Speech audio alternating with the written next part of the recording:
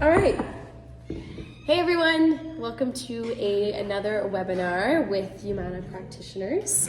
Today we are going to be discussing, myth busting actually, anything revolving physiotherapy. We have a few people from the physiotherapy team here with us to myth bust today. This idea came up because we noticed that there is a lot of ideas around physiotherapy, or basically manual therapy or exercise therapy in general, that maybe there's some misconceptions. We had this conversation around this table one day, and we thought, let's put it on film and let's help share this information and have these discussions to help share with our community as well. Without further ado, let's begin. I'll just start by introducing the two people I'm with today. This is Isha, this is Lilia, and Isha, if you want to say just kind of what your role is here. So I'm a physiotherapist here at Humana. I do exercise therapy, rehabilitation-based practices using movement, yoga, and I also specialize in pelvic floor and women's health. Awesome. Lilia. Yeah, so I am a physiotherapy resident, which basically just means that I'm waiting to complete my second licensing exam. Similarly, using exercise-based therapy primarily, but a little bit of manual therapy here and there as it's called for, and like if it's kind of what's needed in that situation.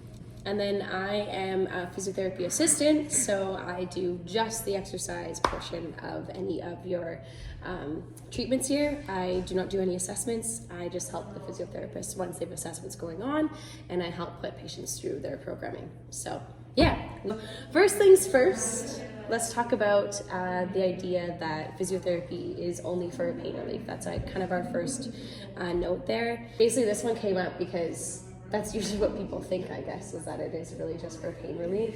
Yeah, it's really funny because sometimes in my assessment, I'll go through like all of the things that are going on, and then I get to the point of like goals in treatment, and I'm like, okay, well, what can you think of a goal that we want to work towards? And people are like, I want to not have this pain, which makes sense, right? Because you're here for a reason and you don't want to be in pain anymore.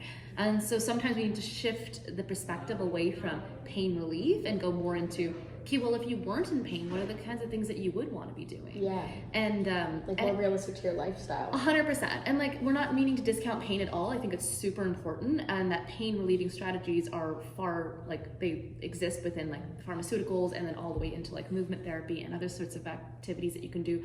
But we are interested in seeing like, can we get past the perception of like pain is the debilitating factor here, and are there other things that we can improve on or like change in terms of quality of life? Yeah, which I guess comes to like what you were talking about where we do more of the exercise stuff. Because when for example, for me, when my role comes into play is when those goals are already set. And so if the goal is just pain relief, that doesn't give me a lot of information for my exercise programming for the patient. Right. So that's such a good point, that physiotherapy is more than that, because usually it's, a specific area needs strengthening, or a specific area needs more mobility, or we need to move it in this direction, or whatever it is, which is really helpful. I think those goals, and those are hard goals for, I guess, an individual to come up with too.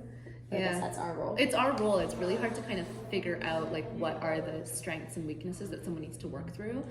Like what are your thoughts on that? Like sometimes I think, okay, there's a deficit here, I need to fix it. But sometimes even just like moving can help people's affect so much, and like physiologically it helps like, the endorphins move through the body. We know that has a huge pain relieving perspective on things like OA and other kinds of osteoarthritis and other kinds of issues.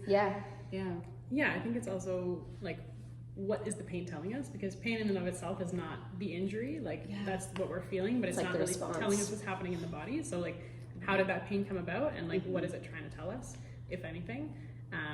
And so like addressing, if it was kind of something that came on randomly, well, like, is there something in your life that's leading to that, and can we like intervene? Or if it came on from a traumatic injury, then can we prevent it from like affecting you? Once the pain is gone, is your body still going to be moving differently or feeling different, and is that going to then lead to something down the road? So and it's maybe that's like the kind of the myth we're debunking, is like that. I think that's what physiotherapy really is for. Yeah, because people will get out of pain, like it's sometimes only a matter of days, and they're like, oh, I'm feeling so much better. And so then the question is, why did it happen? 100%. I'm like, do we even need to see a physio? And that's a really good question. But like, we can help so much beyond just pain relief, right? Like we can help people's like movement patterns, but also like motivation to build and create resiliency in the body. Yeah, I like that idea. Yeah, like you don't have to have pain to come for physio.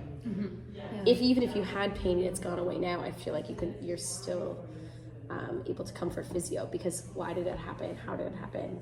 Is there something we can do to help improve that? Yeah. I don't know. Or maybe if you're noticing like a limitation in your body that's limitation. not accompanied with pain, but it's like stopping you from doing something. Like, Yeah, I'm just not a flexible person, or oh, I'm just not a very strong person. Like, What a quote. why? What's happening? You know? Yeah. I used to have this Especially issue. the flexible thing. The flexible thing for sure. I used to have this thing, sounds so sad as a physio, where I'd be like, my back always hurts doing the dishes. Oh my god, yeah, my feet get sore. I'm just so tired. It'd be my excuse why I hate. I just sit on the stool sometimes. Right? And I feel like lately I've been thinking about this because I have to do the dishes a lot more. I don't have a dishwasher in my apartment. Same. And so I'm like, wow, my back doesn't hurt as much. And I really feel like it's because I'm like constantly moving around. And deadlifts. It's the deadlifts. My issue is definitely just totally the ergonomics of my kitchen because my countertop is like literally up to my chest. So you're like doing So I'm dishes like- I'm this. Anyways, So we can help you with your dishes. we can help you clean that pot, okay? All right, let's move on. So we have the idea that physios just hook you up to machines and that you need a referral to come for physio. I think those two are valuable to put together based on our last topic. I think why I want to link them is because, again, it's a misconception that comes from the idea that you have pain, you have to go to a doctor to get a referral. Some people might need one for their insurance purposes. Yeah. But I feel you can just come regardless. Like you can even, we are, not me, but you two are able to assess those things and let someone know if they're a candidate for physio too, right? 100%. Yeah. And I feel like it's really tough right now because the system is so backed up that going to get a doctor's note, even though it's important for Oh my a gosh. lot of other things like getting imaging done, like an x-ray or getting like a brace fitted or We whatever. also might send someone to do that after our assessment. 100%. too. And like that's important, but at least if we can get you started and like give you some tools to help like solve or like at least start the process. Like we have that ability. Like physio is independent. You don't need a referral most of the time. And even though like as physios we can't order imaging, we're Yeah. really good at knowing if it's even going to help the diagnosis or the treatment. So Yeah. like your doctor, I've noticed that a lot with you Yeah. both lately. yeah. So like we can decide if it's really something that's needed, and then we can still send you to see your family doctor and get that referral if needed. But like a lot of times it's not really going to change things, and we can usually assess if like imaging really is going to tell us if it's something that needs surgery or something like bony that we can't change and need to work around. Yeah. But aside from that, like it's not going to change how we're approaching your pain or like what your limitations are very much. Yeah. So like using your physio as your primary touch point, I think is really useful and expedites the process of like your healing, I would say. Yeah. I've never seen any of you pull out a machine. No, we really don't. Unless you're getting on the air, but Yeah, we have lots of we have lots of cardio machines. machines. We don't like use electrotherapy modalities No. in this clinic. There's not that there's like anything wrong. I was going gonna to say, what is your take on that? do I haven't come asked you here, guys. it's pain modification. Yeah, So it's modality to help pain relief. Like you don't need to come and pay us for that. It's not really worth our time. We're with you. Yeah, with you, yeah. I want to ask each of you if there was, or what your belief about physio is. Like, what would be kind of your motto for physiotherapy, I guess? Like, what is it that you bring or you believe about physio or how you help people or something that's important to you when you're treating patients?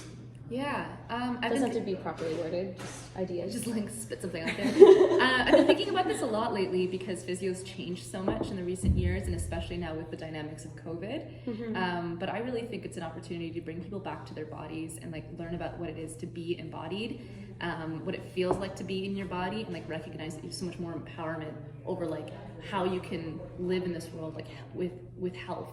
Yeah. And wellness, and I think I love physio is that. a really empowering place to teach somebody that. Nice. Yeah. Beautiful. Yeah, I would agree. I would say like for me, kind of the basis of my practice is that like whoever's coming to see me, you're in the driver's seat. So I'm not here to tell you what your body's supposed to feel like, what your injury's supposed to feel like, what your goals should be. So I'm not going to be here and saying like you can't do the things you want to do, because I've been told that in the past, and like I'm gonna keep doing them. So it's really if we can It's just so figure true. out how to make it work. It's When have like, we ever actually stopped? yes. And like why do you think I need to stop? Have we really explored everything? So like you're in the driver's seat, but it is like we're so like in our brains and like in the visual world, it's hard. We're not really taught to be in our bodies as much anymore. So like just like how you were explaining, like just teaching people to connect to their bodies in a different way, like put words to how they're feeling. Like when I say, oh, what does that injury feel like? Like, I don't know, I'm just aware of it. Can we dig a little bit deeper into that? Like, can we explore that? Where do you feel like the limitation is coming from? Or like, you know, just like trying to take a little bit more time and like get into your body for sure. I guess maybe that's why I'm thankful for my role here too, because that's how I've always felt about fitness in general as a group fitness instructor, which is where my background comes from. That's why I'm so passionate about this role that I'm in now, I guess, because that's what I like to teach people is like, what do you actually feel in your body? What's going on? What's the sensation? Can we change it? Has it changed? Like actually being so aware. And then not like labeling, I'm sorry if we're gonna run out of time, but like not labeling something as like good or bad, but almost like neutral. Yeah. And if we go back to our first or different point, or new. 100%. If we go back to our first point about like pain, if someone is moving through a movement and it's like kind of painful, we can actually step back and question it and whether like it's actually harmful. Yeah. Right? Like what kind of pain is it? Our big premise is like hurt doesn't necessarily equal harm. And so can we push through a little bit of perceived pain and see if there's an end result? And that's what I was going to say. I think the pain as a result is more informative than the pain in the experience when we're doing movement practice for physiotherapy. 100%. Because in the moment, if you've been avoiding something for a while, it's probably going to give you some feedback. But then if we see how the body responds to it over the next week, 100%. I think that's more valuable information. And I think the other thing too is that like we have this one term called pain that we're using as a very big umbrella of a physical experience. So we might not know what the sensation is in our bodies, but it's new and uncomfortable, so it kind of falls under the pain umbrella. Yeah, But there's that's so what many. needs exploring is like, what am I really feeling? Yeah. Love that. I've never heard it like described like that. I really That's like great. That. Yeah. Look at Can't take this. credit. I just did a podcast about emotions, and we do the same thing with emotions, and that's Emotions. Cool. Stay tuned for our next Stay tuned. But yeah, we'll continue this discussion. This was like the opening of Mythbusters. That's kind of the idea of all these webinars. So we'll continue these. If anyone does happen to have questions come up, please feel free to contact us. We'd be happy to answer them. You can reach us by telephone or email. You'll find this on our website anyway, so all the contact information is there. But thank you for hanging out with us. We'll see you next time at our next webinars. Bye!